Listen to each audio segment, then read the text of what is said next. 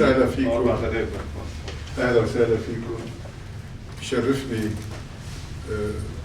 حضور البعض لأول مرة، مثلا الشيخ مروان صالحة اللي بيشرفنا بوجوده. نحن بنتشرف. هو عزيز على قلبي. Je ne vais pas dire depuis combien d'années, mais depuis quelques dizaines d'années. Je suis très heureux que vous soyez tous ici. Et je ne vous cache pas, ça fait quelques jours que je me pose la question, comment et pourquoi nous avons accepté de parler de cette guerre atroce qui se passe en Ukraine et du sort non moins atroce qui nous attend si jamais il y a un accord à Vienne ou, pire encore, s'il n'y en a pas. De toutes parts, nous sommes un peu coincés.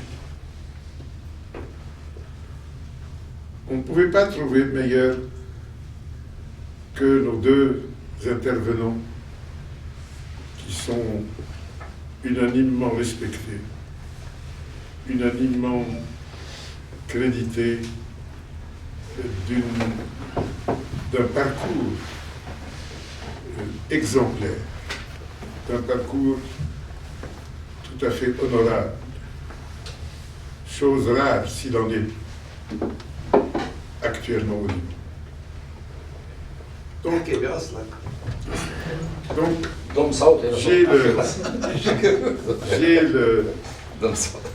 J'ai beaucoup d'honneur, j'ai beaucoup de plaisir, j'ai extrêmement réfléchi à cette parole d'introduction. Puis après, je me suis dit, non, je ne vais pas parler de la douleur que je ressens. Je vais laisser ça à Monsieur l'ambassadeur Samir Barak, qui va introduire nos deux intervenants. Il les connaît mieux que moi. Mais je tenais absolument à vous dire que je suis très heureux d'accueillir avec vous ici Monsieur le ministre Nassif Hatti, Monsieur le ministre Brahim Hanada, et aussi évidemment mon ami de longue date, Monsieur le ministre Ziad Baroud, et aussi Monsieur le professeur Zreib, qui nous fait l'honneur d'assister cette fois-ci à un débat auquel il prendra certainement part. L'honneur est à moi, merci. Alors, je tiens à ce que vous sachiez que je n'ai pas prononcé un mot d'introduction, mais j'y ai beaucoup pensé. Et je garde le plus dur dans mon cœur, parce que mes journées sont remplies de tristesse pour ce qui se passe.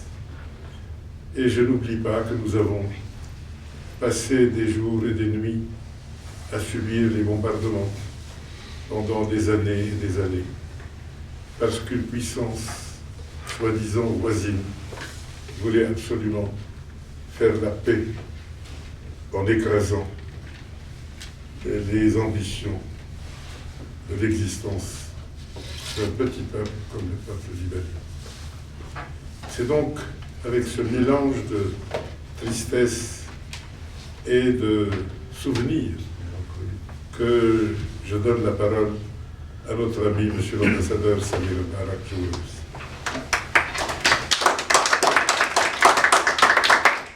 Au moment où les yeux des Libanais sont rivés à la télévision pour suivre, essayer d'expliquer ce qui se passe en Ukraine, une crise qui éclate 50 ans après la question des missiles à Cuba, et d'en connaître les retombées sur le Liban, nous avons le privilège aujourd'hui de nous trouver avec deux personnalités éminentes qui vont nous donner leur vue sur ce drame qui se joue en Europe.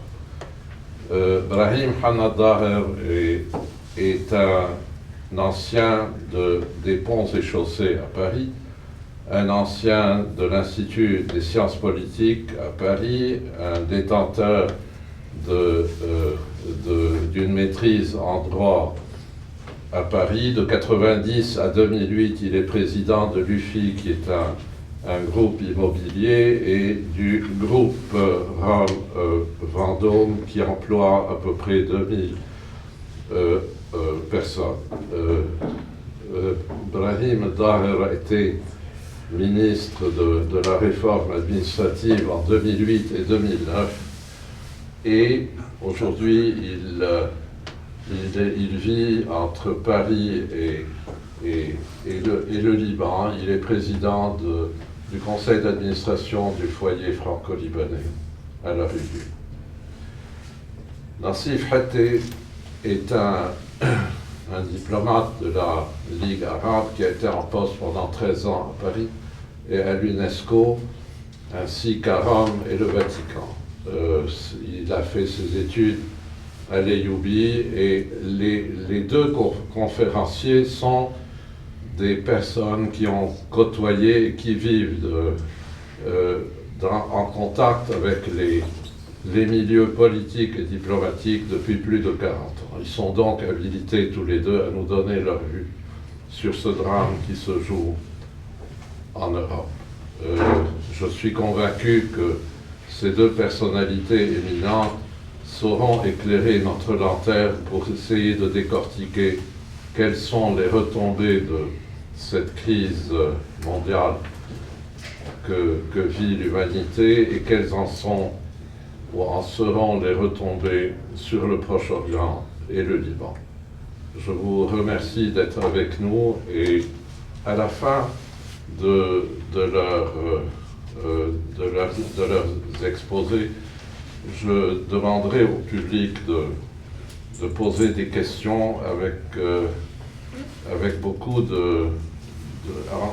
qu'ils posent leurs questions, mais de façon très rapide, pour faire en sorte que les deux conférenciers nous donnent leur vue, pour ne pas qu'on ait affaire à une troisième ou une quatrième conférence. Je donne la parole à Brahim Hanada. Je crois pour la bonne tenue, c'est son excellence qui doit commencer. Oui, absolument. C'est peut-être plus... D'accord. Ouais, si tu veux bien aussi. Sans faute. Merci bien, cher Samir. En indiquant 40 ans, il fallait dire depuis notre jeune enfance. C'est ça, je dirai la prochaine fois, d'accord. Mon cher ami et professeur m'avait demandé il voulait me faire un examen de mon arabe, il m'avait demandé de prendre la parole en arabe, parce que بيحكي بالدارج يعني حتى ما نرفع ونضم حيث يعجبنا ما نرفع ولا نضم. أعطي استعرض بشكل ما يسمى تلغرافي، يعني سريع نقاط نوع provocation intellectuelle pour pouvoir mieux débattre cette question. ما يجمع بين أوكرانيا ولبنان ما أسميه لعنة الجغرافيا السياسية. لعنة الجغرافيا السياسية. بيزيد بلبنان لعنة التركيب المجتمعي، في جزء منها بأوكرانيا بس مش على الطريقة اللبنانية. فهذه فقط يعني أود بداية أن أذكر ببعض النقاط. يعني منذ التسعينات، منذ استقلال أوكرانيا، هي في حالة تجاذب بين روسيا والغرب. فكروا دائما. بعد ذلك دخلت برابطة الدول المستقلة فقط للتذكير مع روسيا وبيلاروسيا. 94 تعهد ثلاثي روسيا أمريكي بريطاني باحترام سيادة واستقلال وحدود أوكرانيا. طبعا كلنا نعرف إنه هذه مبادئ بالآخر ما تجي قبض يعني، بس مقابل التخلي عن بقايا أسلحتها النووية اللي كانت عندما كانت جزء بالاتحاد السوفيتي. 97 معاهدة تعاون وصداقة مع موسكو. عم أذكر بهذه العناوين لنشوف طبيعي هذا الفالس السياسي قامت فيها أوكرانيا بين طرف وآخر. اللي وصلنا 2008 طبعا مع تطورات قمة بوخارست للحلف الأطلسي رحبت بطلب انضمام كل من أوكرانيا وجورجيا. ونذكر أنه في 14 دولة من سابقا جزء من الاتحاد السوفيتي أو جزء من الفضاء السوفيتي المجال السوفيتي انضمت. لكن انضمام أوكرانيا بحسب موقعهما على الحدود وحجمه ومساحة الحدود يعني خط أحمر. هذا تريجر أوف الروسي. أصطبت الأمور، هذا تريجر أوف الروسي التي يمكن أن تسمح بها روسيا الاتحادية، سواء كانت دولة شيوعية أو دولة ملكية إمبراطورية أو حكومية. نقول on fait la politique de sa géographie et de sa société. فمن الصعب جدا إنه هذا الاستفزاز يعتبر كازوس بيلي. لا يمكن القبول به أيا كانت الظروف. طبعا روسيا ضمت شبه جزيرة القرم تبقى قاعدة عسكرية أساسية لها في الماضي، ما تطرحه مستقبلا نصل له يتحول هذا الضم من ديفاكتو إلى ديجوري، إنه هذا جزء لإلي. وطبعا لعبة ورقة حاليا تلعب دائما، لعبتها تركيا في قبرص، إنه في جمهوريتين اللي هن طبعا في حوالي 18 ل 20% من الأوكران هم روس، في علاقة خاصة مجتمعية، اعتراف بجمهوريتين لوغانسك ودوبنسك، لوغانسك اللي هن على الحدود. بنهاية الأمر هذه ستبقى ورقة للتفاوض. قبل أن أدخل في صلب الموضوع، طبعا اتفاقية مينسك بال 2014 بروتوكول مينسك مش اتفاقية قانونية، بروتوكول فقط مبادئ هدى الأمور، عن مجموعة اتصال ثلاثية أوكرانيا روسيا ومنظمة الأمن والتعاون في أوروبا. النتج عنا بعدين التفاوض تهدأ الأمور على تفاهمات مش اتفاقية قانونية، تفاهمات ما عرف بمجموعة نورماندي، رباعي فرنسا ألمانيا اللي دائما كانوا يعملوا دور الجو بتوين مع روسيا الاتحادية ومع أوكرانيا بهذا الأمر. الحديث عن حكم ذاتي لهذه المجموعات. اليوم انفجار الأزمة طبعا من زمان فتيل بده ينفجر، الشروط الروسية واضحة جدا، واضحة جدا أيا تغطى. الشرط الأول اعتراف بسيادة روسيا على شبه جزيرة القرم، نتحول من ديفاكتو إلى ديجوري. النقطة الثانية وهي الأهم وبعتقد هي المدخل يعني دون ما ممكن يتم توصل، هو ضمان حياد أوكرانيا.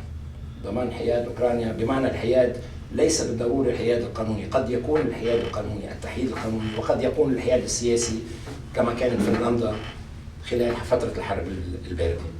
يعني أنا أحيد نفسي ولا أتدخل في مجالات عسكرية أيا كان تركيبة النظام. النقطة الثالثة طبعا نزع سلاح أوكرانيا. هلا كلنا بنعرف الأبسية المفاوضات بيكون في عندنا نقطة أساسية والباقيين بنحط ندعم النقطة الأولى حكما يعني الموضوع. فتصعيد الروسي اعتراف بالمنطقتين إلى أين سيأتي هذا الأمر؟ أنا في اعتقادي اليوم بحكي بشكل صريح حتى أترك وقت قدر الإمكان إنه عندنا السيناريوهات التالية أمامنا. طبعا هلا نحن دخلنا لحرب باردة جديدة ليست كما الحرب الماضية، ليست كما الحرب يعني ما فيها القطبية المغفلة. الحرب الباردة الماضية نتذكر بشيء كان في قطبية استراتيجية وفي انضباط استراتيجي ضمن تحالف، اليوم ما في هذا الشيء.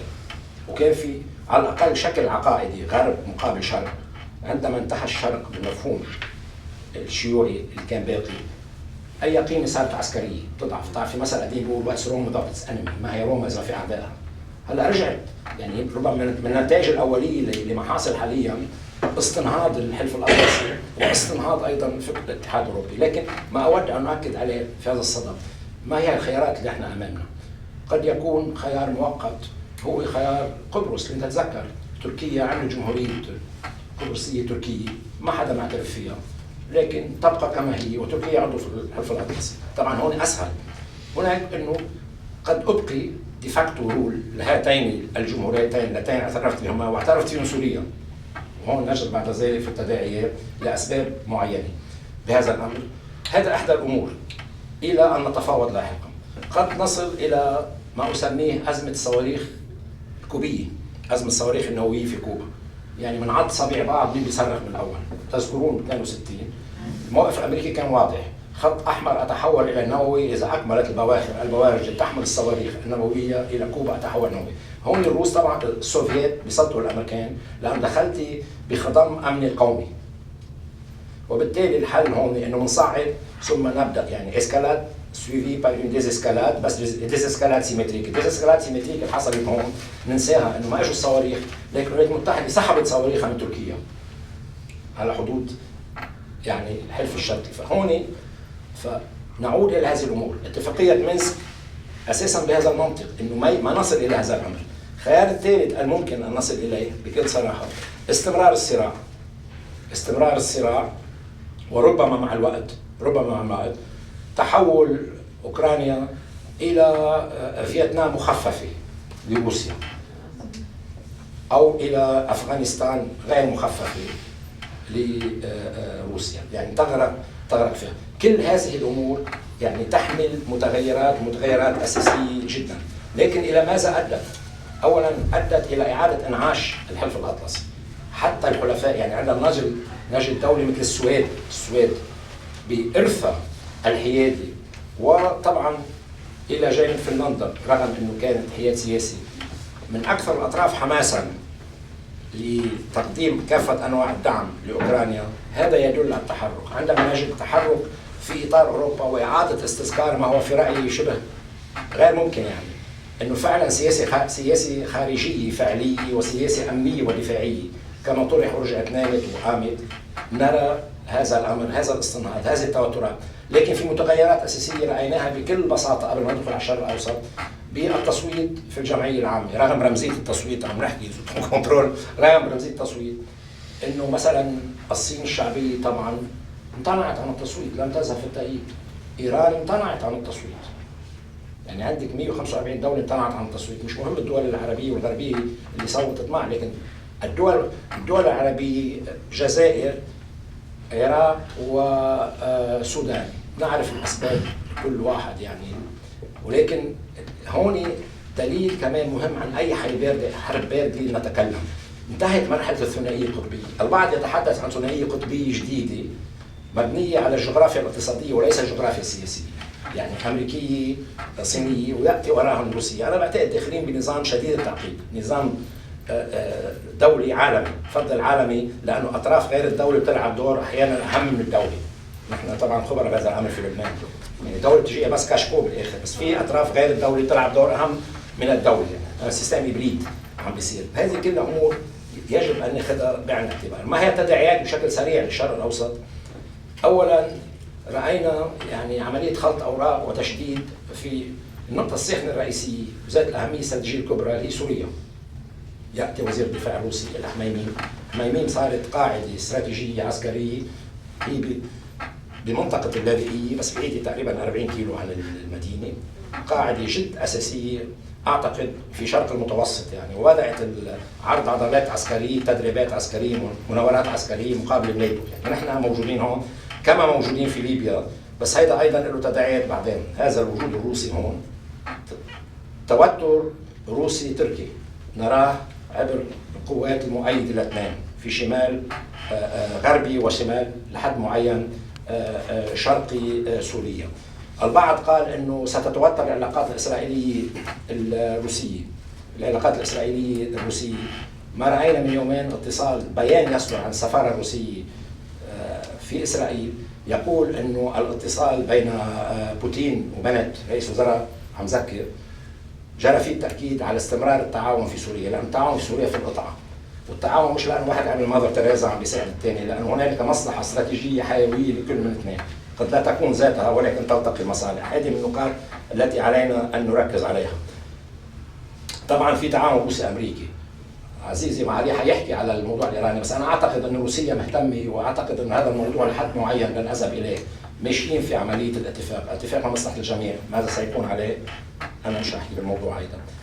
طبعا هنالك ايضا قفزه امريكيه غربيه، تحديدا امريكيه نحو الخليج، تفكير بدوله مثل قطر لاستيراد الغاز كبديل عن الغاز الروسي. روسيا بدات من حوالي 6 ايام كان في محادثات روسيه صينيه لان تكون روسيا مصدر غاز بخطوط معينه للصين، يعني في عمليه خلط اوراق مش حتستقر الى حاله ثنائيه قطبيه حاده بسبب التداخل في المصالح. يعني تصويت الامم المتحده اهميته الوحيده رمزيته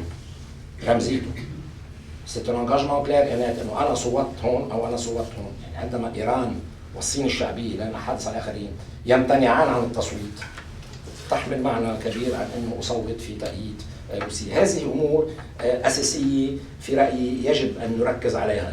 اذا الشرق الاوسط ليس وحده طبيعي، تحديدا منطقه البحر المتوسط في رايي لاسباب اخرى ستشهد مزيد من الصراعات. يعني هي صارت قلب نزاع جديد طبعا بسبب الغاز، ولكن بسبب ايضا انه الشرق الاوسط خاصه وشمال افريقيا في شق الشمال الافريقي يشكل مصدر تهديد اساسي عبر الهجره الى اوروبا.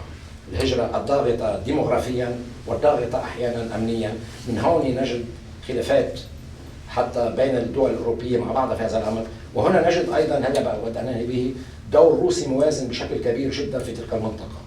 يعني يتحدث عندما نجد روسيا تنقل ما بين، يعني تحاول ان توسط بين فرنسا وايطاليا للتوصل بالتعاون مع مصر في تركيبه معينه في تلك المنطقه، ياتي كله في سياق هذا الدور الروسي. إذن أزمة في رأيي كما ذكرت قد تؤدي إلى هذه الخيارات، قد تستمر وتتحول إلى ما سميته تسميه فيتنام أو ما شئتي.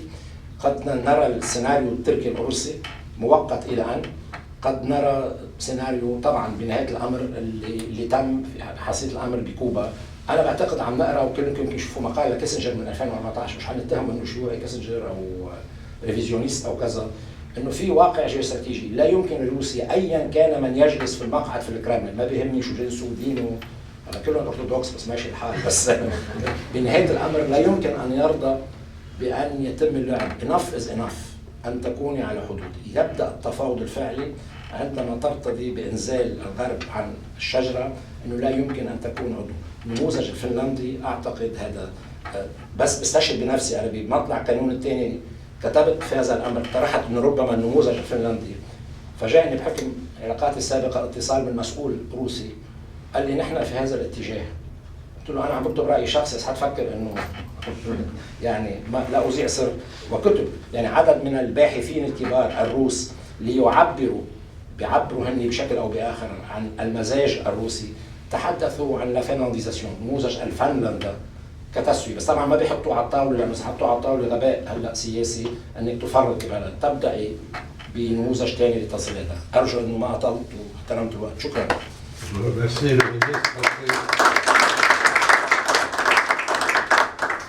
Je remercie le ministre Hette pour avoir placé la question dans des paramètres extrêmement clairs, aussi bien juridiques, politiques que stratégiques. Et puis à la fin de son exposé, la question de la Finlande et de la Suède. Moi qui étais en poste en Suède pendant 6 ans, il est extrêmement intéressant de remarquer qu'il y a actuellement une tendance chez les Finlandais et les Suédois de sortir de la neutralité, de crainte de se retrouver un peu dans une situation similaire à celle de l'Ukraine. Il y a donc quelque chose de nouveau qui se fait. Il y a une réédition de la question des missiles de Cuba qui se fait actuellement à la frontière russe. Et comme l'a dit le ministre Hette, il y a évidemment des vues qui ne sont pas du tout ni pro-soviétiques ni pro-russes de la part de George Kennan, de Kissinger, de l'establishment américain, qui n'est pas du tout favorable à la réédition vers la Russie de la question de Cuba. Je vous remercie et je donne la parole à Branim. Moi, je vais me mettre au bout. Je ne sais pas, les cordes vocales dans la position assise sont... Bon, tout d'abord, je me permets de vous remercier, Monsieur le ministre, pour votre accueil et votre invitation, et vous dire tout le plaisir que j'ai à m'adresser à un auditoire aussi exigeant et partager avec le grand spécialiste qu'est le ministre Hette un sujet aussi actuel, aussi prenant et aussi dangereux que ce qui nous arrive à la fois en Ukraine et l'impact que ce dossier peut avoir sur essentiellement les relations, les négociations de Vienne et par conséquent sur nous. Nous avons été noyés par toutes sortes d'informations. Je crois depuis un certain temps, les réseaux sociaux, la presse, les médias ne sont pas avares de conférences, de vidéos, de suivi. Tous les avis ont été dits, les avis, les commentaires, les tenants, les aboutissants. Et une excellente synthèse vient d'être faite par le ministre Hette. Je ne vais pas ajouter une couche à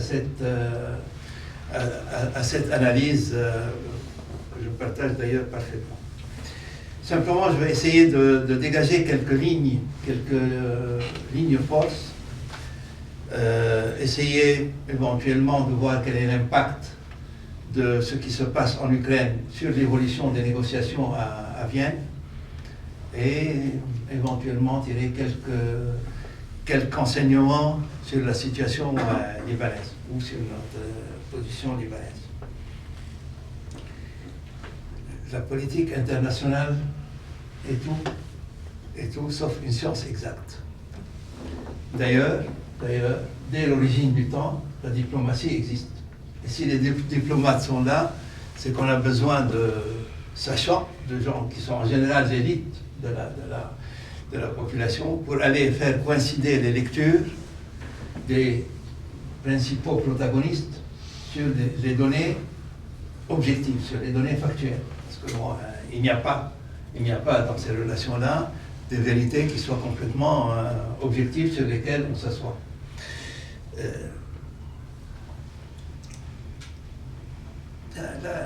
Cette politique, dans cette politique internationale, il ne faut pas oublier que l'essence de la politique internationale est la préservation des intérêts égoïstes des États en premier.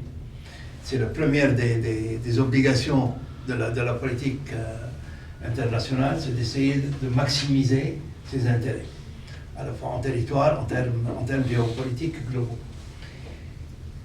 Ce qui, par la même occasion, paraît un peu difficile, a été édulcoré avec le temps, avec quelques références à ce qu'on appelle la légalité internationale, qui est un corpus de lois, d'accords, chaque pays ayant sa propre lecture de ce corpus législatif. On ne lit pas les mêmes textes de la même façon à Washington, à Moscou ou à Pékin. Ce sont pourtant les mêmes textes de la légalité internationale. On édulcore toujours les intérêts égoïstes des États avec un peu de référence à la légalité internationale, aux droits de l'homme, que sais-je. Ceci se traduit dans la réalité par un rapport de force entre les États. Il n'y a pas de politique internationale dont soit absent le rapport de force. On ne peut pas fonctionner dans le concert des nations sans en arrière-pensée, sans en arrière-plan, un rapport de force qui s'établit entre les protagonistes. Et là, j'ai envie de faire une petite digression. Vous avez tous peut-être gardé des notions de vos cours de physique. C'est une loi universelle, la physique, c'est la loi qui gère le monde. Et vous avez en tête la force de la gravitation, l'attraction gravitationnelle. C'est quoi la force gravitationnelle? C'est l'attirance qu'exerce un corps massif envers un autre corps moins massif. La force qu'il exerce, elle est proportionnelle à la masse qu'il a par rapport à l'autre. Cette force-là, elle est une des forces les plus importantes de l'univers, la gravité. Et on voit très vite l'allégorie jusqu'où je veux aller. Tous les grands États ont une tendance naturelle à vouloir attirer vers eux, en termes d'influence, les États moins puissants ou les plus petits États. Mais en physique, il y a aussi une autre loi. Pour les plus petits, c'est la force les forces de liaison en interne qui retiennent par exemple les atomes, les noyaux. Et celle-là, elle est beaucoup plus puissante, encore plus puissante que la gravitation. Elle permet d'échapper à la gravitation. Là, je pousse l'allégorie un peu plus loin. Pour les petits pays, le seul choix qu'ils ont d'échapper à cette gravitation forte est d'avoir une unité nationale interne puissante. Voilà, donc c'était, une fois que j'ai fait cette digression, il y a quelques constatations de fait. D'abord, il y a le cycle des occasions perdues. Première occasion perdue, après plusieurs années de négociations. En 2015, on arrive à signer un accord pour limiter l'activité nucléaire de l'Iran. Arriver à limiter la progression de cette activité nucléaire de l'Iran. Un accord est avant tout un compromis, donc il ne satisfait pas complètement tous les intervenants, mais c'est un accord qui commence à fonctionner. Il fonctionne plus ou moins parfaitement, on n'a pas l'impression qu'il a été véritablement violé, mais il fonctionnait avec cas un cas. Au bout de 4 ans, on dénonce cet accord. Et là, de nouveau, 4 ans après, on constate que finalement, le fait de dénoncer l'accord a permis à l'Iran, au lieu d'arrêter son programme nucléaire, au contraire de le surdévelopper, d'avancer sur un certain nombre de domaines qui font qu'aujourd'hui la possession de l'arme nucléaire est beaucoup plus proche qu'au moment de la dénonciation de l'accord. Et à côté, bon, au prix de souffrances imposées au peuple iranien qui étaient manifestement très élevées. Donc on revient de nouveau pour remettre en cause le même accord, 4 ans après, avec les dégâts qui ont été qu'on a imposés pendant ces 4 ans, à la fois pour le peuple iranien et à la fois en termes d'avancée de la politique nucléaire. Deuxième occasion manquée, et là, occasion plurielle. De ce que vient de dire le ministre Hatteh,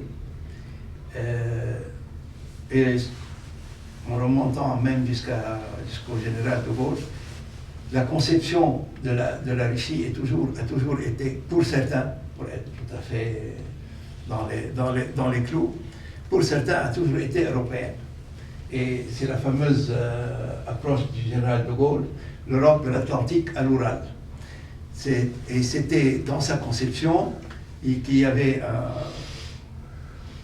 un corpus commun, culturel, historique,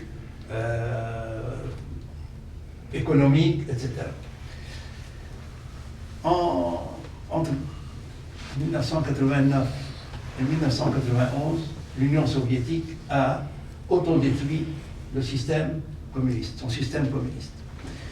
Et à la façon, sous l'emprise des faits, on a imposé en Union soviétique, en ex-Union soviétique, un régime qui s'apparente à ce qu'on connaît dans les sociétés occidentales, c'est-à-dire un régime supposé être démocratique, avec prévoyant des élections, de l'alternance, etc., tout ce qu'un régime démocratique prévoit.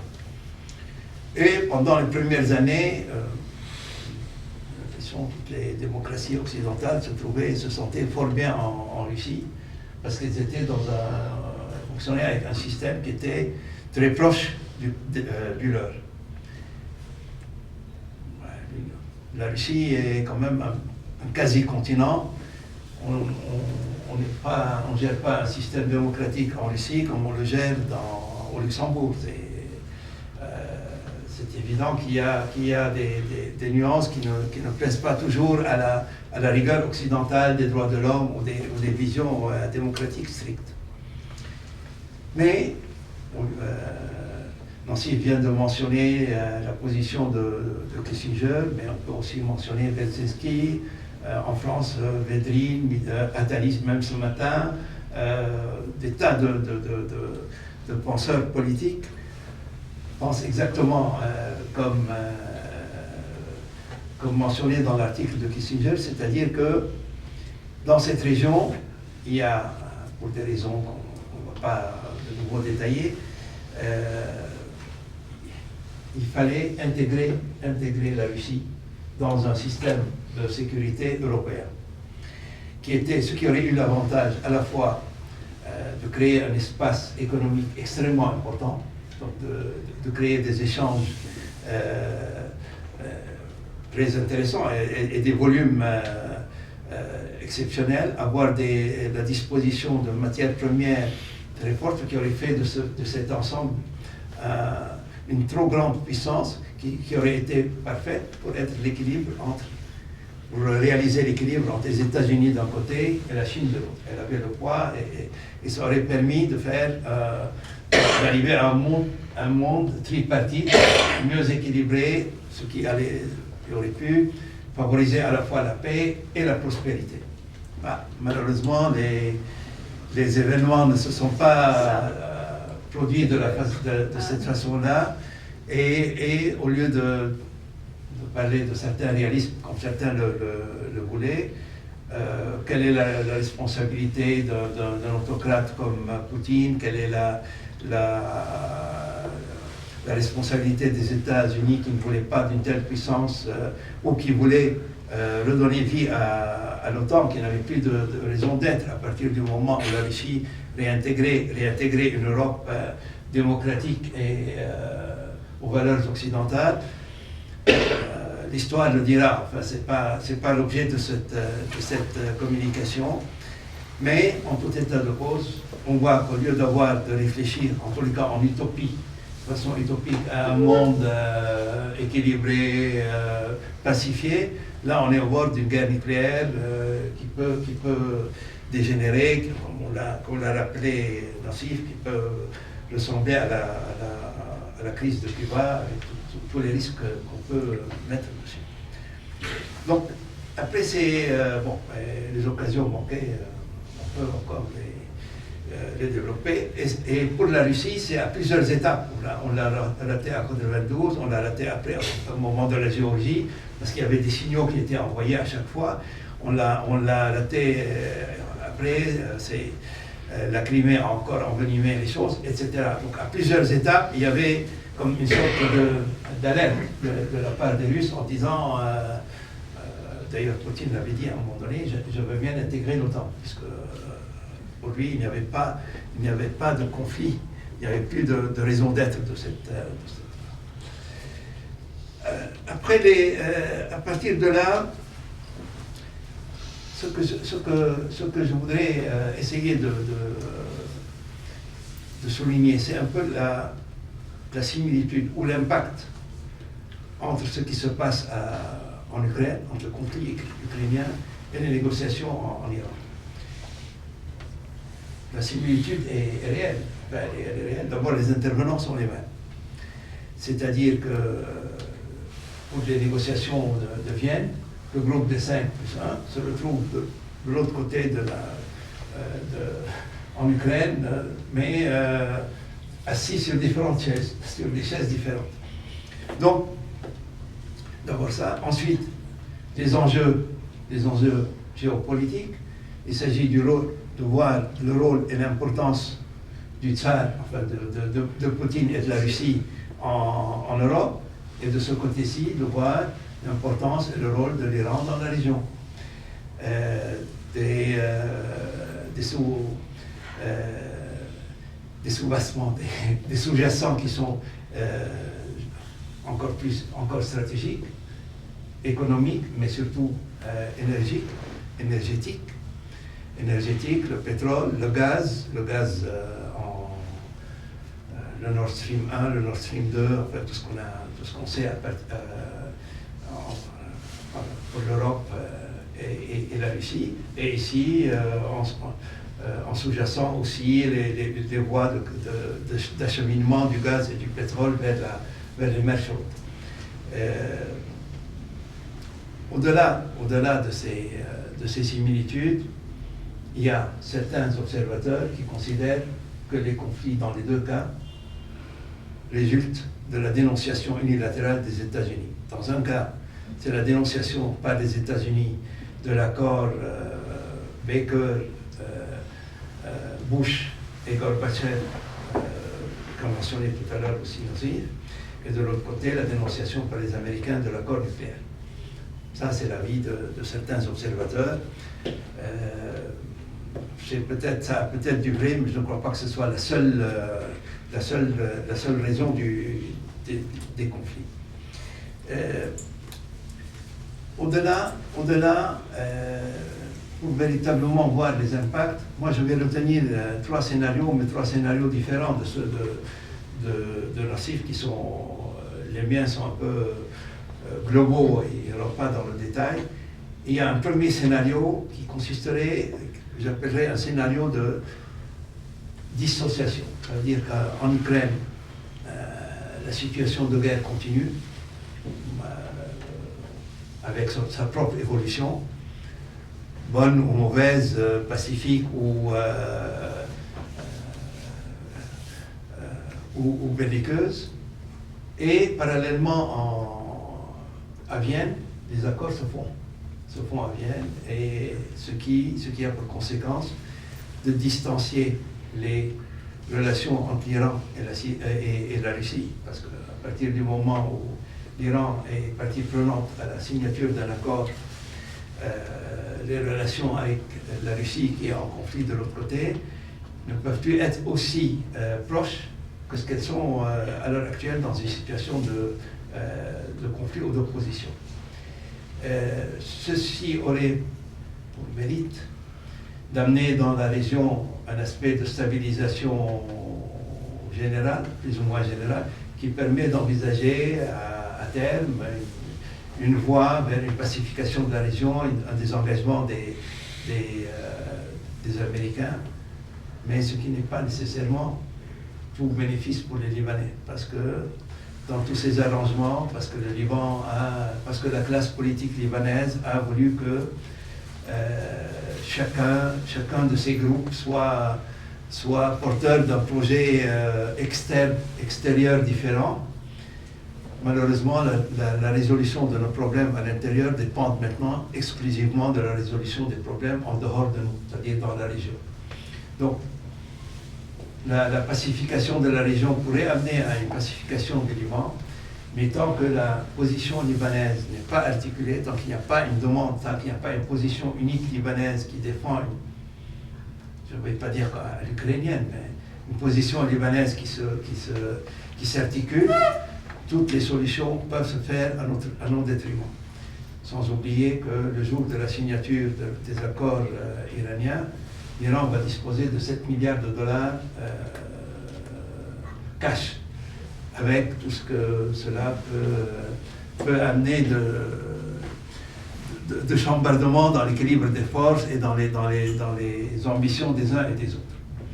Deuxième scénario, le scénario catastrophe, ça veut dire qu'on va véritablement vers la constitution de blocs à l'ancienne, à la période de la guerre froide, c'est-à-dire qu'en Ukraine, les choses se tendent, on va vers une intensification de la guerre, et à Vienne, il n'y a pas d'accord.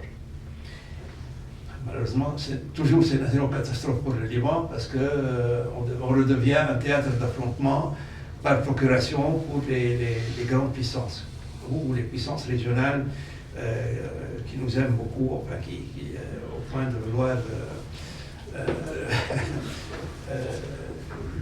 nous montrer la voie à suivre.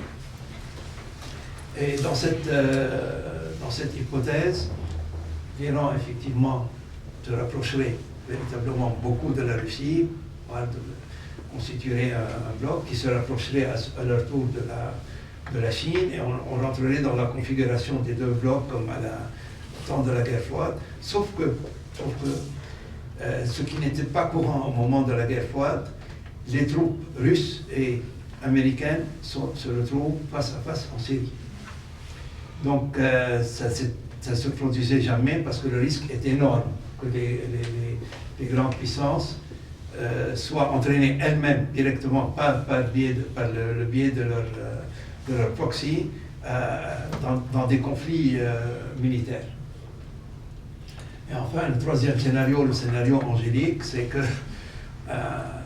en Ukraine, on arrive sous l'égide des Nations Unies à une formule qui satisfasse plus ou moins les uns et les autres, qu'on arrive vers un nouveau plan de sécurité européenne dans lequel les Russes auront moyennement satisfaction en Ukraine, les Européens aussi, etc.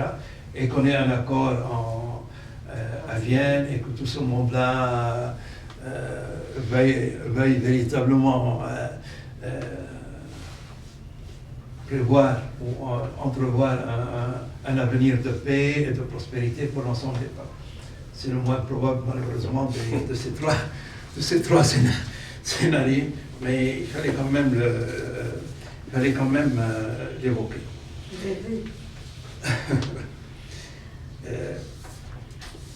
De tout ceci, quel enseignement ils auraient fini? On va vous laisser un peu la possibilité de poser vos questions et d'intervenir. Quel est l'enseignement essentiel qu'on peut tirer de tout ce qui se passe? Je crois que la pire des choses pour les sociétés multiples, c'est-à-dire les multi-ethniques, multiculturelles ou multilinguistes, et n'importe, c'est que les partis cherchent du renfort à l'extérieur pour renforcer leur position à l'intérieur. Parce que dans tous les cas de figure, des solutions se font au détriment du pays. L'Ukraine est en train de l'expérimenter. Nous l'avons expérimenté et nous continuerons peut-être de l'expérimenter tant qu'on n'aura pas. Et qu'il n'y a qu'une seule parade pour les sociétés multiples, c'est véritablement de renforcer leur unité nationale autour d'un projet quel qu'il soit. Mais il faut aussi reconnaître que pour que ce projet puisse être pérenne, puisqu'il est pérenne, il ne peut se faire que dans le cadre d'une très forte distanciation, voire d'une certaine neutralité. Je vous remercie de votre attention.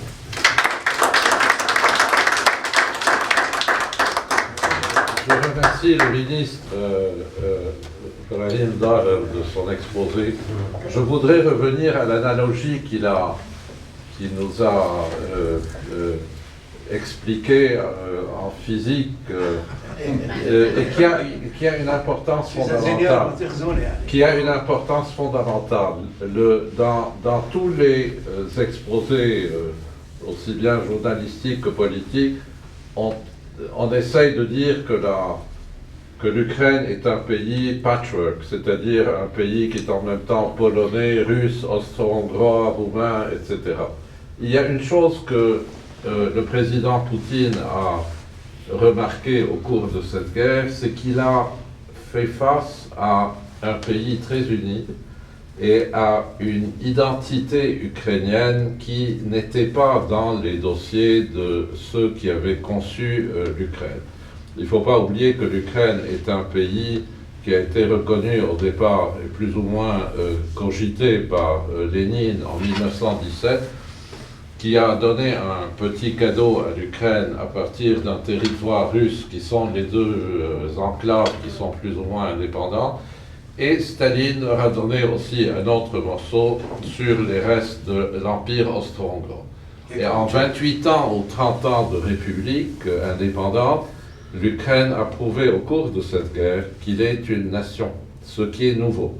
Il ne faut pas oublier qu'une des raisons de l'échec de l'Union soviétique a été effectivement ce qu'on appelle les républiques de l'Union soviétique, c'est-à-dire Staline, d'après Poutine, a eu le malheur de renforcer les nationalismes de ces 15 pays qui sont une des raisons qui ont fait éclater l'Union soviétique.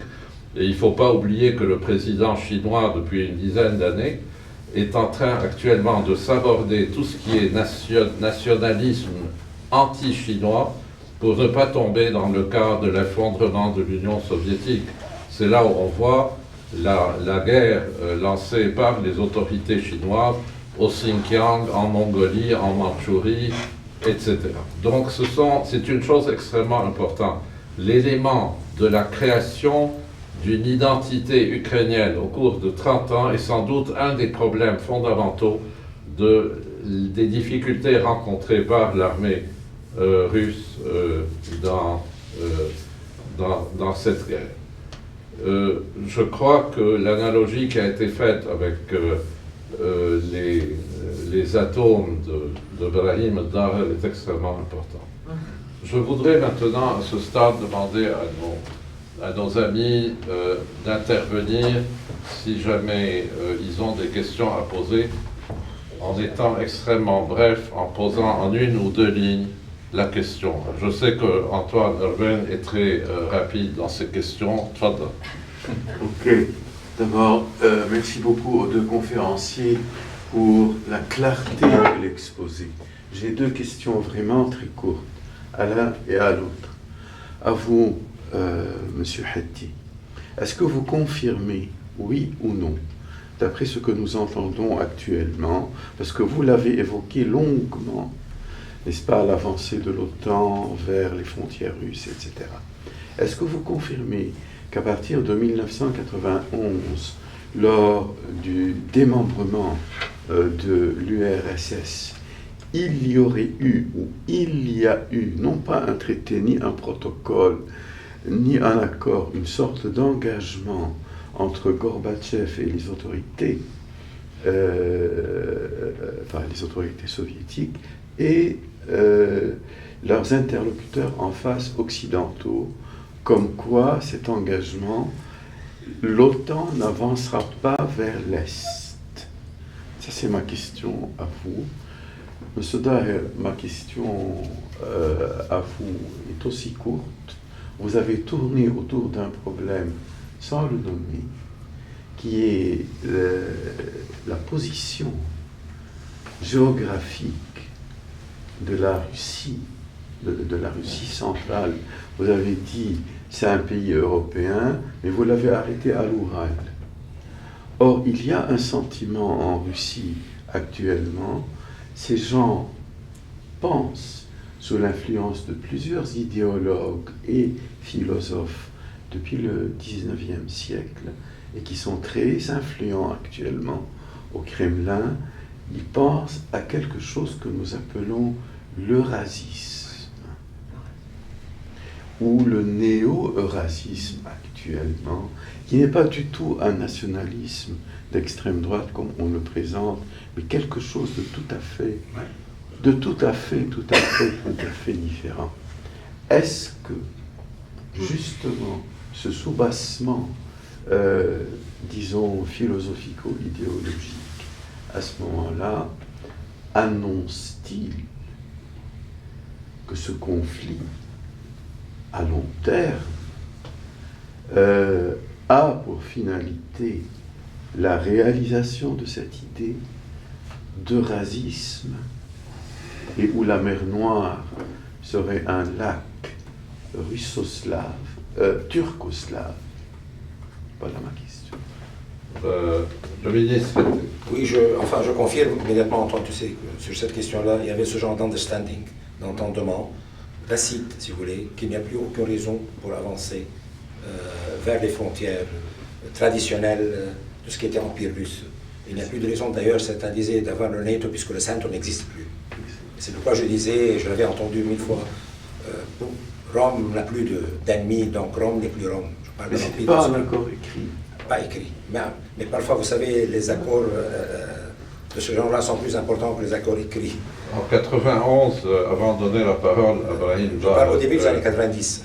il y a eu effectivement plusieurs tentatives. Il y a eu d'abord un accord oral qui a été fait par Jim Baker avec Gorbatchev sur ce sujet, où il a effectivement dit que l'OTAN ne déploierait pas ses missiles à côté de l'Union soviétique. Il y a eu un document écrit qui a été signé par Lech Walesa et Gorbatchev, qui a été dénoncé le jour même par, sans doute à la suite de certaines pressions. Il y a eu ensuite, il y a eu un accord oral qui a été fait par le ministre Hans-Dietrich Genscher, qui était le ministre de l'Allemagne fédérale, qui a été dénoncé le soir même par le chancelier Kohl. Donc, et il y a eu donc Jim Baker, je ne sais pas si j'ai évoqué Jim Baker, il y a eu essentiellement des conversations entre gens bien et de bonnes intentions de part et d'autre qui n'ont pas été respectées. Je donne la parole à Brahim Dar. Oui, concernant le... Merci, Samy.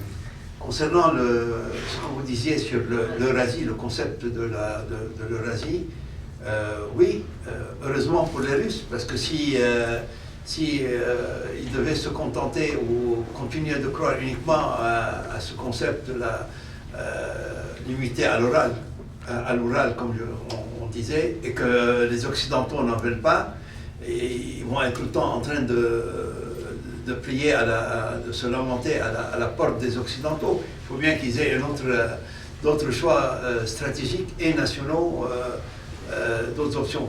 Étant entendu que l'Eurasie n'aura certainement pas le même poids que ce qui était conçu dans le cadre d'un regroupement européen large.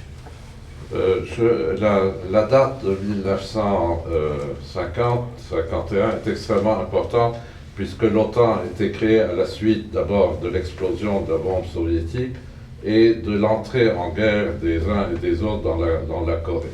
Et à l'époque, George Kennan, qui était à l'ambassade de Moscou, disait au State Department en aucun cas d'avancer vos missiles vers l'Union soviétique.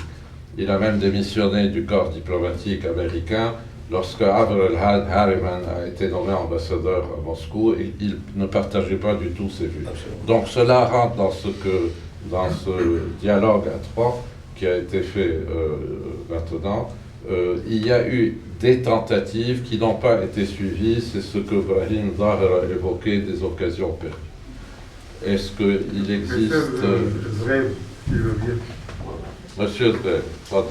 Oui, en fait, dans le cadre de ce qui a été dit, ne serait-ce pas un retour? Il y a eu un livre, je crois, de Bertrand Badi qui s'est intitulé « Le retour des humiliés » ou « La revanche des humiliés ».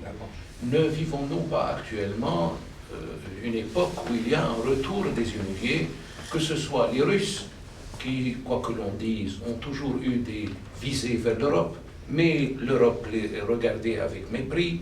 On se rappelle de Talleyrand, sa vision sur la symétrie qu'il faisait entre Napoléon et Alexandre, et les deux peuples, l'un barbare et l'autre civilisé, contrairement au souverain, c'était pour lui l'inverse. Et l'Iran, et aussi Giscard d'Estaing à l'égard de Brejnev, l'éternel moujik, l'Iran aussi humilié. Ne serait-ce pas un retour des humiliés, d'autant plus que ce qui s'est passé il y a une semaine de là était impensable un jour avant. C'est vraiment le président russe a franchi le Rubicon. Et ça tombe juste après la signature de ce document qui fera peut-être date dans l'histoire, entre cette déclaration fleuve entre lui et le président chinois sur l'ère nouvelle des relations internationales. Croyez-vous que ce processus est irréversible ou que ça va se cantonner à un encerclement limité de Kiev et puis tout se résorbera? Voilà, merci.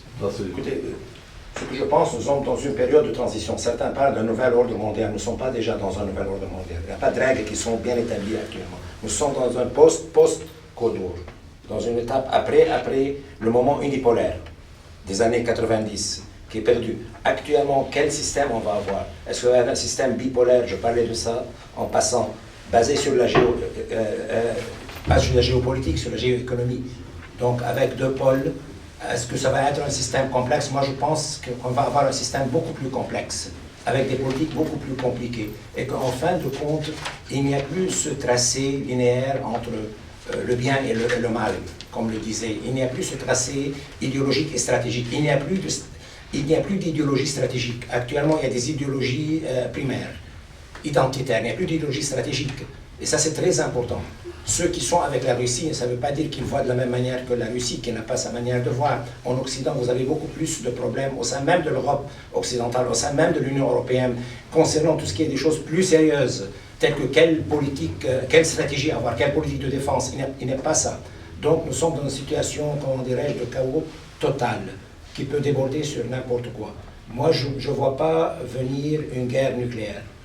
Une guerre nucléaire ne viendra jamais. La seule chose qui peut m'inquiéter, avec votre permission d'aller vers un autre point, puisque c'est pour ne pas abuser du temps des autres, avec l'évolution de ce que tu disais, Ibrahim, sur la question iranienne, restent deux éléments très importants. L'administration américaine souhaite réintégrer l'accord 5+1. L'Iran le souhaite. Oublions les déclarations qui sont faites, comme on dit, pour les enfants à 18 heures avant de dormir. Il faut exciter son public, chacun. Reste deux points très importants. L'Iran n'acceptera jamais de baisser le taux d'enrichissement de l'uranium de 20% vers le 3,95%, 5%. Ça, c'est sûr. L'Iran insiste sur un autre point qui est très important, à mon avis. Ce n'est pas prendre position avec Pierre ou Paul. C'est la question suivante. C'est que si les Américains, un jour, décident de retourner absolument à la formule Trump, parce que pour que les Américains ne puissent plus le faire, il faut qu'il y ait une résolution adoptée par le Congrès, ce qui n'est pas le cas. Donc chaque président peut le faire. J'insiste à maintenir le droit immédiatement d'enrichir au niveau de 60%. Donc nous savons tous 60% vers 90%, ce qu'on appelle le seuil de la bombe nucléaire, ce qu'on appelle l'option japonaise dans le temps. J'arrive à ce seuil et après 6 mois, un an et demi, je deviens une puissance nucléaire et très dangereux. Donc ça aussi, ça complique les donnes. Deuxième chose, que faire avec ce qu'on appelait déjà le makhzoun al-Andaki, ce storage que vous avez déjà d'uranium enrichi au niveau de 60%. Certains préconisent qu'il faut l'envoyer en Russie, le garder en Russie.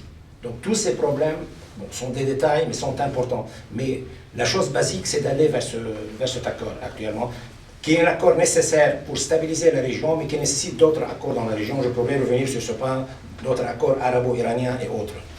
Malgré les velléités des Russes de s'étendre vers la Chine, il y a incontestablement une volonté identitaire de la Russie de demeurer en Europe. Il ne faut pas oublier que le 19e siècle incluait naturellement la Russie dans ce qu'on appelait le Conseil de l'Europe, et tout ce qui est resté après l'effondrement de l'Union soviétique, c'est uniquement le droit de veto russe au Conseil de sécurité. Il ne faut pas oublier que la guerre froide a vu à peu près 180 vétos russes au Conseil de sécurité. Et la guerre froide, c'est aussi souligné d'une façon indirecte la volonté de la Russie de demeurer dans un concert des nations qui étaient européens au XIXe siècle. Donc les velléités de s'étendre vers la Chine sont beaucoup plus tactiques que stratégiques. Je donne la parole à Brahim. La réponse a été, je crois, elle a été satisfaisante. Elle a été complète, la réponse de Nassif, je crois. Mais rien à ajouter à la réponse de Nassif. Je donne la parole à Khalil Hello. Bien, merci. Je vais d'abord répondre à votre question concernant Kiev. Kiev est une ville de 2,5 millions d'habitants. Et prendre Kiev, ce n'est pas une promenade. Et elle est à 125 km de la frontière nord. Donc la percée russe jusqu'à maintenant n'est pas arrivée vraiment à Kiev. Il y a eu des opérations héliportées qui ont échoué. Et il y a eu des opérations spéciales à l'intérieur de Kiev qui ont également échoué. La colonne qui avance vers Kiev et qui est évaluée à 25 000 soldats n'est pas encore arrivée à Kiev parce qu'il y a des troupes spéciales qui préparent l'avancée pour encercler Kiev et l'isoler du reste de l'Ukraine. Chose qui n'est pas encore faite, mais qui probablement sera faite dans les jours qui viennent. Quel est l'objectif? L'objectif, ce n'est pas de rentrer à Kiev, sûrement pas maintenant, parce que la résistance ukrainienne est en train d'utiliser les missiles hyper sophistiqués qui lui ont été livrés pendant les 4 dernières années. Et c'est les missiles Javelin qui n'ont jamais été utilisés avant, les missiles Enlo et les missiles anti-aériens de 3e génération, les Stinger, qui ont en Afghanistan fait perdre la guerre aux Russes. Donc nous sommes au début. Et à l'intérieur de Kiev, comme dans toutes les villes, chaque coin de rue est une position de tir. C'est pour ça que ce qu'ils comptent faire, apparemment, c'est encercler la ville, démoraliser la population, comme ils ont fait en Syrie. Frapper les points d'eau, les points d'énergie, le kahraba, le gaz, le mustashfayet ou l'aswed. C'est pour dénuder la population de toute volonté de résistance, pour obliger Kiev à capituler. Tout à fait la même chose à Kharkiv, qui est beaucoup plus proche de la frontière, et ce qui est étonnant, on a pu le foutre à 20 km de la frontière. Donc Kharkiv résiste, et elle résiste d'une façon spongieuse. Donc ils permettent aux Russes de rentrer, c'est ce qu'ils ont fait au début. Ils ont permis aux Russes de rentrer, et ils les ont attaqués avec la tactique de guérilla qu'ils sont en train de suivre. Et apparemment, ça donne beaucoup de résultats, et voilà pourquoi les Occidentaux ont été très encouragés à livrer des missiles supplémentaires. Les milliers de missiles qui ont été utilisés pendant ces 8 jours, ils sont en train de leur livrer de nouveaux missiles pour continuer la résistance. Et l'élément le plus important qui a été dit, c'est la volonté de résistance des Ukrainiens que les Russes n'ont pas pris en compte. Donc ça s'annonce long. Même la victoire russe est sûre, mais c'est une victoire pyrrhusienne, donc à un prix qui est très élevé. Et je pense que les Européens vont tout faire pour maintenir un minimum de conflit à l'intérieur de l'Ukraine pour D'accord, donc ça c'est en réponse à. Maintenant, la réponse pour les Russes et la question de Baker, etc., ça ne dépendra jamais des hommes. Ça ne dépendra jamais des hommes. Il y a une géographie contraignante pour les Russes. Les Russes ont été envahis pendant 5-6 siècles, toujours par la plaine nord-européenne, qui commence à Paris et qui finit à l'Oural. Il n'y a aucune barrière naturelle significative, ni montagne, ni vallée, ni fleuve. Que l'on Donc les Suédois sont rentrés en Russie. Les Polonais sont rentrés en Russie. Napoléon est arrivé à Moscou et Hitler est arrivé à Moscou. Les Russes ont la phobie de leur frontière ouest. Et leur seule solution, c'est de la pousser au maximum. Ce qu'ils ont fait en 1945. Donc Moscou était à 2000 km des forces de l'OTAN en 1989. Aujourd'hui, elle est à 300 km. Saint-Pétersbourg, Leningrad était à je ne sais pas combien de milliers de kilomètres, elle est maintenant à 150 km des forces de l'OTAN. La question du déploiement des missiles, aujourd'hui, ne veut plus rien dire. Les Russes et les Chinois et les Américains possèdent aujourd'hui des missiles qu'on appelle hypersoniques, qui n'ont pas besoin de déployer en dehors de leur territoire. Ce sont des missiles qui volent à 20 000 km/h et qui peuvent atteindre n'importe quel objectif, n'importe où au monde, sans avoir besoin de les installer, ni Cuba, ça ne se répétera plus jamais. Les missiles turcs contre la Russie, c'est fini. Aujourd'hui, et ces missiles sont même capables de détruire des porte-avions américains. Donc, c'est la nouvelle donne. Il faut prendre en considération toutes ces nouvelles armes qui ont tout changé. Donc, je me c'est juste pour répondre à votre question et pour parler de la plaine nord-européenne. Les Russes font l'Ukraine pour eux et un couloir de passage qu'ils ne vont pas permettre, sous Makian Taman, ils ne vont jamais permettre que l'Ukraine vire vers l'ouest. Il n'y a pas de doute que la question des missiles qui sont très perfectionnés aujourd'hui neutralise complètement l'idée de l'avancée de missiles de l'OTAN ou même la répétition en sens contraire de la crise de Cuba. Une des solutions qui est en train de prendre beaucoup d'importance actuellement dans les chancelleries, c'est de démilitariser complètement ce qu'on appellerait l'Ukraine russe, c'est-à-dire qui s'étend jusqu'au Dniepr, et de faire en sorte que le reste de l'Ukraine, c'est-à-dire la partie austro-hongroise, soit complètement neutre, ce qui fait l'affaire à la fois de la Suède et de la Finlande. On n'en est pas arrivé là, mais je confirme ce que dit Khalil, que le Russe n'acceptera jamais de voir l'Ukraine se transformer en arsenal de l'Ouest. Bien que c'est... Je donne la parole à Maître Najjar. Moi j'ai une question qui me travaille depuis le début de cette crise ukrainienne, au niveau de l'impact de ce conflit qui, qu'on le veuille ou pas, se mondialise et où chacun des pays au monde prend position, que ce soit à l'ONU ou ailleurs, au niveau justement de cette invasion, dans un sens russe, de l'Ukraine, de l'impact de ce conflit sur le Liban. Moi j'ai deux idées qui peuvent être tout à fait simplistes, qui peuvent être peut-être incrédules et basiques, mais que j'ai envie de vous soumettre et de recueillir éventuellement votre sentiment dessus. Moi, je ne suis pas tout à fait convaincue que ça peut avoir que des retombées négatives sur le Liban. D'abord parce que, éventuellement, dans le positionnement géostratégique, le Liban est traditionnellement dans le camp, disons, pro-américain, au moins neutre, n'est pas comme notre voisin syrien qui est traditionnellement dans le camp russe.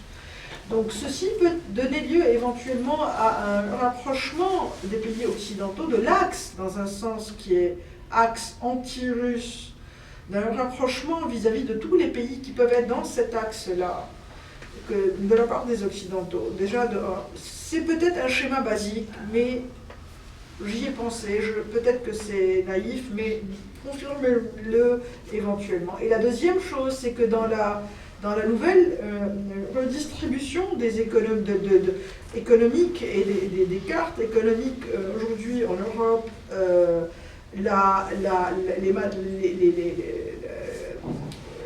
les sources gazières et pétrolières deviennent une denrée fondamentale, surtout au niveau du bassin méditerranéen, dans la mesure où on va évidemment, de toute évidence, l'approvisionnement de la part des pays européens en Russie va subir un sacré revers du fait de cette crise. Donc là aussi, peut-être que ça va aussi accélérer le processus d'extraction des matières minières et des matières d'hydrocarbures au Liban. Et que ça peut éventuellement laisser présager aussi, peut-être pas tout de suite, mais dans les quelques années à venir, peut-être aussi un nouveau positionnement géostratégique du Liban sur l'échiquier des rapports de force économiques à l'échelle européenne et occidentale. Donc je ne sais pas, je vous dis, c'est des idées simplistes, peut-être que je vois les choses de manière trop enjolivée, mais j'aimerais bien avoir votre sentiment dessus. المينيستر نصير Non, بسيطة مش عصرية يلا ماشي الحضري. أنا قاعد أحكي. Elles sont pas simplistes ces idées, mais en ce qui concerne le rapprochement du Liban ou le rapprochement encore plus de l'Occident, je ne sais pas si c'est un bien en soi. Le bien en soi, c'est que les Libanais retrouvent entre eux un apaisement, que le régime libanais retrouve un régime d'équilibre interne en soi, qu'on ait un système qui nous permette de rester le plus possible à l'écart des tensions qu'il y a ou des tiraillements qui sont imposés tantôt par les puissances régionales, tantôt par les puissances autres. Quelle que soit la solution géopolitique dans la région, le Liban peut en profiter si elle est durable, mais à condition, encore une fois, qu'en interne, nous ne soyons pas l'objet d'instrumentalisation, parce que le problème restera le même. Pour ce qui concerne les hydrocarbures, malheureusement, si on avait commencé il y a 7 ans l'extraction, aujourd'hui la position libanaise aurait été bien entendu au pic de l'intérêt.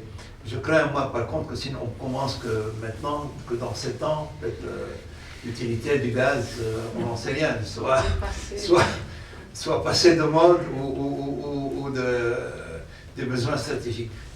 Moyennant quoi, je partage au moins avec vous ce sentiment. Il y a au moins un chemin pour le Liban pour lequel on peut être optimiste, entrevoir des solutions, un chemin. C'est pas un chemin facile, c'est pas demain matin, mais au moins il y a la possibilité d'avoir un chemin. Voilà. Merci. Donc je voulais dire seulement ajouter, c'est le fait malheureusement que nous ne sommes pas un acteur à l'échelle internationale. Je ne parle pas de diplomatique, de symbolique, un vrai acteur politique. Nous sommes des acteurs politiques. En réalité, le Liban est une fédération d'acteurs politiques. Chacun agit à sa manière et l'État est l'otage de celui qui est le plus fort à un certain moment. Il faut un minimum, comme disait Ibrahim, un accord intérieur sur les bases et les principes d'une politique étrangère. Mais nous vassions d'un point à un autre. C'est une valse politique qu'on suit. C'est pas qu'il ne faut pas changer de position, mais il faut avoir la capacité d'acteur à l'échelle internationale et à partir de là, qu'on pourra vraiment avoir une vision et cette vision sera traduite diplomatiquement. Le professeur Elias. Oui. Merci. Kifak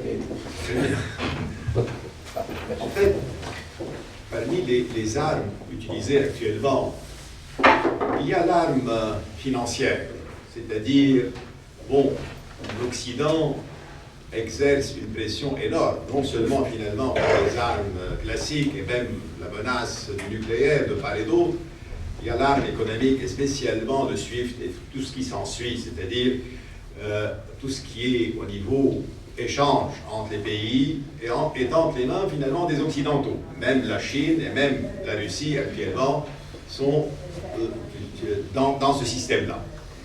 Ma question est la suivante, à nos deux éminents intervenants. N'existe-t-il pas un risque, ou je dirais une chance, de la création d'un nouveau système parallèle à ce système occidental, mes chers amis, parce que les Chinois, qui ont une puissance économique qui commence à être comparable à l'économie américaine, avec finalement des avantages dans certains domaines, et avec les ressources naturelles de la Russie et d'autres pays, et les enjeux énergétiques sont là, et je m'arrête là, mais je crains, entre guillemets, peut-être c'est une chance, je ne sais pas.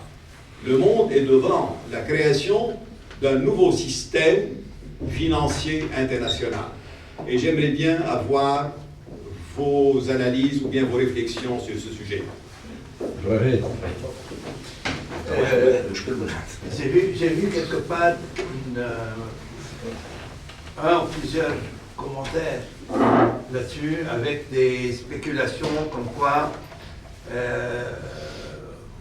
compte tenu des réserves énergétiques, notamment de la Russie aujourd'hui, les prochaines livraisons d'hydrocarbures, de gaz ou de pétrole devront être libérées en or ou en monnaie, je ne sais pas quoi, crypto, mais où ils vont demander une sorte de monnaie fixée sur l'or et entre le yuan, le rouble, quelque chose comme ça.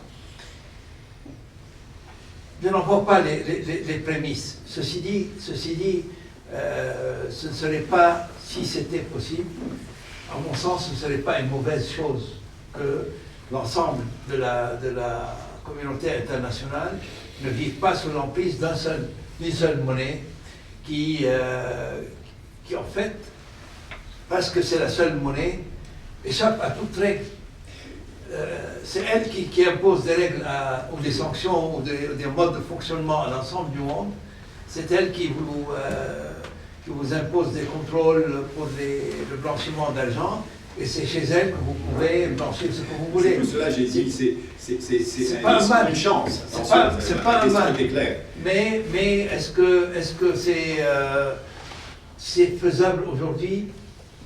J'ai quelques raisons d'en douter. Peut-être c'est encore un peu prématuré. Tout à fait. Le ministre Najjar. Merci, Monsieur l'ambassadeur. D'abord, laissez-moi vous dire que je suis extrêmement impressionné par la qualité et la densité de vos deux communications. J'ai bu du petit lait en vous écoutant. C'est magnifique. Vous avez été l'un et l'autre tout à fait à la hauteur, à la mesure, j'allais dire à la démesure de ce que nous attendons de vous. Vraiment magnifique. Toutes mes félicitations. Maintenant, j'aimerais dire deux ou trois petites choses quand même. Je veux supposer que l'Ukraine tombe après un certain temps. Les Américains ont mis 40 jours pour prendre Bagdad. Je veux supposer que les sanctions économiques évoquées par M. Doyen Assaf ont fonctionné. Je veux supposer que les négociations de Vienne aboutissent. Je veux supposer que le Liban reste dans la désorganisation interne que nous connaissons. Je veux poser la question suivante. Le monde, déjà, a beaucoup changé. Il y a un monde nouveau. Il y a une redistribution des cadres.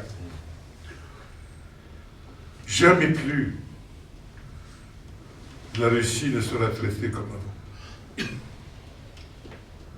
Il faut détruire Carthage. Et Carthage sera probablement détruite. Même si on paye à l'Iran beaucoup plus que les 7 milliards que vous évoquez, je pense qu'il s'agit de 157 milliards à terme. À terme. La signature. Je me demande si on va les laisser jouir de leur fortune retrouvée. L'administration démocrate aux États-Unis est une administration qui, en principe, traditionnellement, si on veut considérer le Parti démocrate, elle est beaucoup plus favorable à la diplomatie qu'à la guerre.